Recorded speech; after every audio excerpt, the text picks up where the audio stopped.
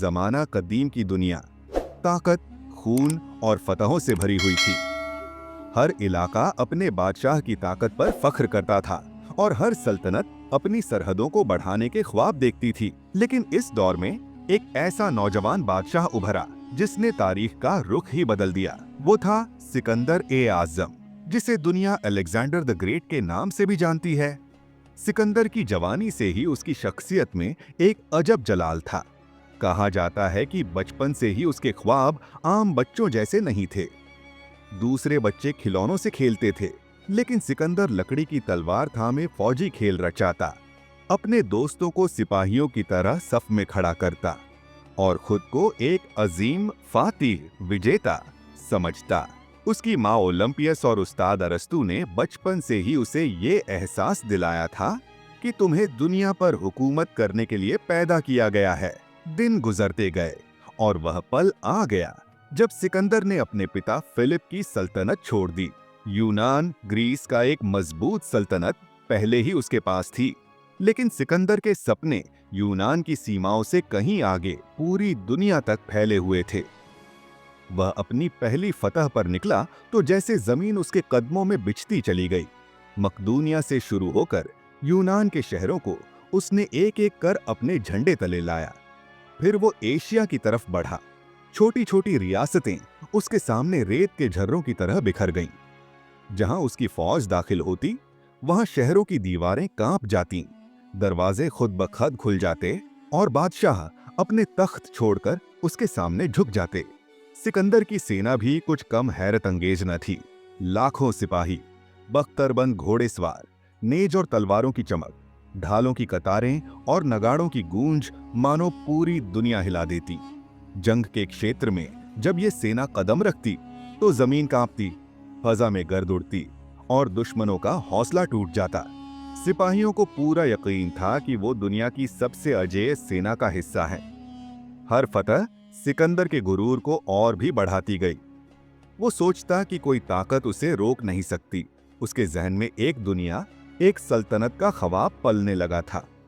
वो अक्सर कहता था, मैं सिर्फ जमीन का बादशाह नहीं बनना चाहता, मैं चाहता हूं कि मेरा नाम आसमान के सितारों की तरह हमेशा चमकता रहे। सिकंदर का नाम दुनिया के कोने कोने तक पहुंच गया था। कभी वह मिस्र की रेतीली जमीन पर अपने झंडे गाड़ता था, तो कभी ईरान के बादशाहों को शिकस्त करता और तो कभी हिंदुस्तान की सरजमीन तक पहुंच जाता, गंगा और सिंधु के किनारों तक। लेकिन इन सब फतहों के बावजूद सिकंदर के अंदर एक न खत्म होने वाली प्यास थी। जितना वो जीतता, उतनी ही और फतहों की तलब बढ़ती जाती। उसके वज़ीरों ने कई बार कहा कि अब रुक जाओ, सल्तनत बहुत बड़ी हो गई है। लेकिन सिकंदर की आंखों में दुनिया का नक्शा चमकता रहता। वो कहता, जब तक सूरज जमीन पर चमकता रहेगा, मेरी फतहों का सफर जारी रहेगा। इसका यह गुरूर और तलब उसको रोज नई मुहिम पर ले जाती। उसकी फौज भी समझती थी कि उनका बादशाह आम बादशाहों की तरह नहीं, वो एक ऐसा सिपह सालार था जो खुद सबसे आगे घोड़े पर सवार होकर लड़ता था। दुश्मनों की सफ़ों को चीरते हुए उसकी तलवार बिजली की तरह चमकती और उसकी ललकार सिपाहियों के हौसले को दोगुना कर देती। दुनिया के बादशाह सिकंदर का नाम सुनकर कांपते थे। माँ बाप अपने बच्चों को डराते, सो जाओ वरना सिकंदर आ जाएगा। लेकिन साथ ही साथ उसके घमंड की कहानियां भी फैलने लगीं। लोग कहते, यह नौजवान बादशाह खुद को खुदा समझने लगा है। कुछ दरबारी उसके सामने चापलूसी करते और उसे आसमान से भी ऊंचा बताने लगे। और यही घमंड आने वाले समय में उसके लिए एक बड़ी परीक्षा बनने वाला था। सिकंदर की फतहों का सफर मशरिक, पूरब की तरफ बढ़ता गया। मैदानों, पहाड़ों, दरियाओं और शहरों को पीछे छोड़ते हुए उसकी फौज एक लंबे और थका देने वाले सफर पर निकल चुकी थी। सैकड़ों मील का फासला तय करते करते सिपाही गर्द गुबार में लथपथ हो चुके थे। घोड़े पसीने में डूबे हुए थे और जिरब अख्तर लोहे की कवच धूप में दहकते अंगारों की तरह तपने लगे थे। लेकिन सिकंदर की आंखों में थकान का नामो निशान तक न था। वो लगातार आगे बढ़ रहा था, जैसे कोई अनदेखी मंजिल उसे अपनी तरफ खींच रही हो। रास्ते में वो ऐसे इलाकों से गुजरे जहां लोग सिकंदर की फौज को देखकर डर के मारे दरवाजे बंद कर लेते थे। शहर वाले उनके कागिलों में छिप जाते, देहाती अपनी बकरियां और खेत छोड़कर पहाड़ों की ओर भाग जाते। सिकंदर के मन में इन सब बातों की आदत हो चुकी थी। वो समझता था कि दुनिया की हर कौम उसके कदमों में झुकने पर मजबूर है। लेकिन एक दिन उसकी फौज एक ऐसे इलाके में पहुंची जहां का मंजर बिल्कुल अलग था। न किसी ने डरकर भागने की कोशिश की, न दीवारें बंद की गईं, न दरवाजे। लोग अपने रोजमर्रा के कामों में मसरूफ थे। खेतों में किसान हल चला रहे थे, औरतें घड़ों में पानी भर रही थीं, बच्चे खेल रहे थे। किसी के चेहरे पर डर या घबराहट का कोई असर तक न था। सिकंदर के सिपाही हैरान रह गए। उन्होंने कहा, अजीब लोग हैं ये, न डरते हैं न भागते हैं। क्या इन्हें मालूम नहीं कि दुनिया का सबसे बड़ा बादशाह इनके इलाके में आ चुका है? जब सिकंदर का घोड़ा इस बस्ती के करीब पहुंचा तो उसने गौर किया, यहाँ के लोग न कोई कैला बनाते थे, न हथियार रखते थे, न किसी बादशाह का झंडा लहराता था। उनके कपड़े सादे थे, खाने पीने की चीजें मामूली और घर मिट्टी व लकड़ी से बने हुए। लेकिन उनके चेहरों पर एक अजीब सा इत्मीनान और सुकून था, जैसे उन्हें दौलत, ताकत और जंगो जदल, युद्ध की कोई परवाह ही ना हो। सिकंदर के वजीरों और जनरलों को लगा कि शायद ये किसी खतरे से अनभीप्स हैं। एक जनरल ने बातचीत में कहा, बादशाह सलामत, ये लोग काफिल हैं बहुत। अगर हम चाहें तो अब इनके सभी खेत और घर जला सकते हैं और ये कुछ नहीं कर पाएंगे। बट सिकंदर चुप रहा। उसकी दिल में एक नया प्रश्न उठ गया था, ये लोग आखिर इतने बेफिक्र और मुतमिन क्यों हैं? जब अन्य सभी दुनिया सल्तनतों के बोझ तले दब गई है, जब अन्य शहरों के लोग यह उसे देखकर कांपते हैं, तो ये छोटा सा कबीला दौलत और ताकत की परवाह क्यों नहीं करता? सिकंदर ने अपना घोड़ा रोक लिया और देर तक उन्हें देखता रहा। उसने देखा कि ये बस्ती किसी बादशाह या हाकिम के बिना खुद मुख्तार, स्वायत्त थीं। न यहाँ कोई फौज थी, न टैक्स लेने वाले। प्रत्येक व्यक्ति एक दूसरे की मदद करते, खेती जमीन बांट कर करते और जो कुछ हासिल होता उसी में खुश रहते। सिपाहियों ने सरगोशियां शुरू कर दी। क्या ये पागल है? दुनिया में दौलत ही सब कुछ है, ताकत के बिना कोई जिंदा नहीं रह सकता। लेकिन ये लोग तो जैसे किसी और ही दुनिया में रहते हैं। सिकंदर के दिल में तजस्सुस, जिज्ञासा बढ़ता गया। वो सोचने लगा, क्या वाकई कोई कौम ताकत और दौलत के बिना जिंदा रह सकती है? या फिर ये किसी ऐसे राज से वाकिफ हैं जिससे मैं अब तक महरूम हूं?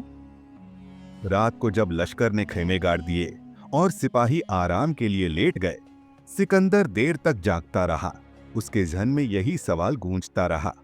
चांदनी रात में वो उस बस्ती को देख रहा था जहां छोटे छोटे घरों से रोशनी झलक रही थी और लोग सुकून की नींद सो रहे थे।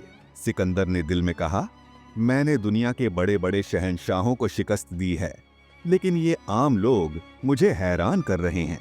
इनकी आंखों में डर नहीं बल्कि सुकून है। शायद यही सुकून वो चीज है जिसे मैं लाखों सिपाहियों और हजारों शहरों को फतह करके भी हासिल नहीं कर सका। यही वो पल था जब सिकंदर के गुरूर के साथ ही उसके दिल में एक नई जिज्ञासा का जन्म हुआ था। उसने पहले से ही ड्वेडिंग कर लिया था कि वह ये लोग मिलेगा, उन्हें बात करेगा और समझेगा कि उनकी बेनियाजी और कनात, संतोष का राज आखिर क्या है। अगली सुबह सिकंदर की फौज उस बस्ती को छोड़कर जंगल की ओर रवाना हो गई। वहां का सन्नाटा और माहौल कुछ अजीब सा लग रहा था। पंछियों की आवाजें, हवा के हल्के झोंके और नदी के पानी की सरसराहट सैनिकों के दिलों में हैरानी भर रही थी। यह नजारा उनके लिए नया था, क्योंकि वे तो हमेशा युद्ध, शोर शराबे और विजय के जश्न के आदी थे। रास्ते के किनारे एक पेड़ के नीचे एक टूटी फूटी सी झोपड़ी बनी हुई थी। उसके सामने एक फकीर बैठा था। उसके कपड़े पुराने और सादे थे, लेकिन चेहरे पर ऐसा नूर और सुकून था कि देखने वाला ठिठक जाए। वह फकीर आंखें बंद किए ध्यान में लीन था, जैसे कि दुनिया से बेखबर हो। सैनिकों ने जब उसे देखा तो हंसने लगे। एक सिपाही ने तंज किया, यह भी कोई जिंदगी है? न तख्त, न ताज, न दौलत, और बस यूं ही पेड़ के नीचे बैठा है। दूसरा बोला, हाँ हाँ, शायद यह पागल है। कौन समझदार इंसान दुनिया की रंगीनियां छोड़कर ऐसी गुमनामी में जिएगा? तीसरा बोला, चलो जरा मजाक करते हैं, देखते हैं कैसा जवाब देता है। लेकिन सिकंदर ने उनकी बातों पर ध्यान नहीं दिया। वह फकीर को गौर से देख रहा था। उसने अपनी सवारी से उतरकर एक और कदम बढ़ाया। उसके दिल में एक अजीब सा एहसास जागा। उसने अपनी जिंदगी में अनगिनत राजा, वजीर और हकीम देखे थे, लेकिन ऐसा सुकून उसने पहले कभी नहीं देखा था। उसके मन में सवाल उठा, यह कैसा इंसान है, बिना ताकत और दौलत के भी इतना संतुष्ट? फकीर के पास पहुंचकर बोले, ऐ बूढ़े, क्या तुम जानते हो तुम्हारे सामने कौन खड़ा है? यह सिकंदर महान है, दुनिया का फतह करने वाला। तुम्हें इसकी फौज में शामिल होना चाहिए। यह तुम्हारे लिए इज्जत की बात होगी। फकीर ने धीरे से आंखें खुली, सैनिकों को एक पल देखा, फिर मुस्कुराकर आंखें फिर से बंद कर लीं। उसके चेहरे पर वही शांति बरकरार रही। सैनिक हैरान रह गए। एक ने कहा, यह हमें गंभीरता से नहीं ले रहा। दूसरा भड़क गया, यह तो गुस्ताखी है। सिकंदर ने हाथ से इशारा करके सैनिकों को शांत किया और आगे बढ़कर फकीर के पास बैठ गया। उसने शांत स्वर में पूछा, ऐ बुजुर्ग, तुम कौन हो और इस पेड़ के नीचे इस हाल में क्यों बैठे हो? फकीर ने आंखें मुड़ाकर मियागे शब्दों में कहा, मैं वह हूं जो अपनी सच्चाई को खोज रहा है। इस दुनिया की चमक दमक मेरे लिए एक धोखे के सिवा कुछ नहीं। सिकंदर ने गर्व से बोला, क्या तुम्हें मालूम है मैं कौन हूं? मैं सिकंदर महान हूं, दुनिया का विजेता। फकीर ने हंसते हुए जवाब दिया, दुनिया का विजेता? और फिर भी तुम्हारी आंखों में वह सुकून नहीं है जो एक फकीर की आंखों में है। तुमने दुनिया को जीता है, लेकिन अपने मन को नहीं। यह सुनते ही सैनिक उबलते हुए हो गए। एक ने कहा, क्या गुस्ताखी है ऐसी बात हमारे राजा के सामने? लेकिन सिकंदर ने उन्हें चुप रहने का इशारा किया। वह फकीर की आंखों में झांक रहा था, जैसे किसी और ही दुनिया में पहुंच गया हो।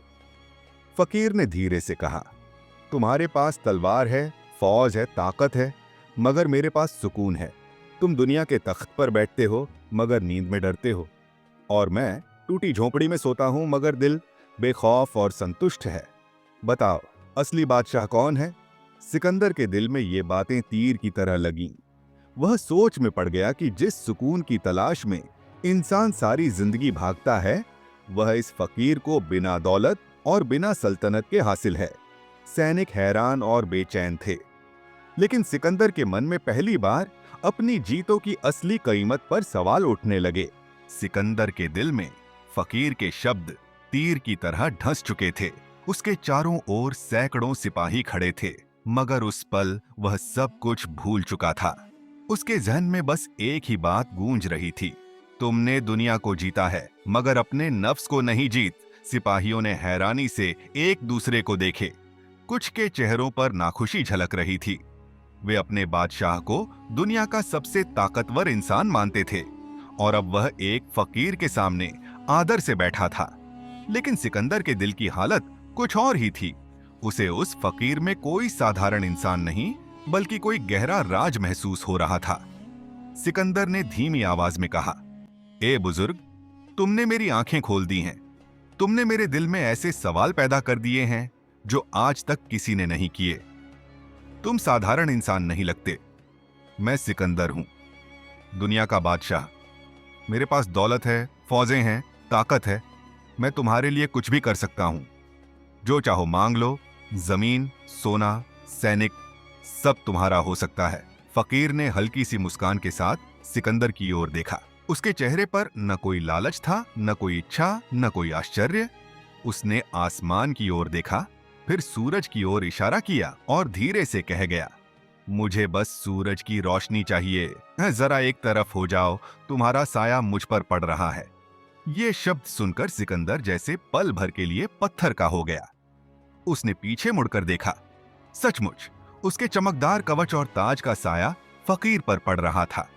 उसने धीरे से एक कदम पीछे हटाया ताकि धूप फिर से फकीर पर पड़ने लगी। वो दृश्य बहुत ही सादा था, परंतु उसकी शक्ति बहुत गहरी थी।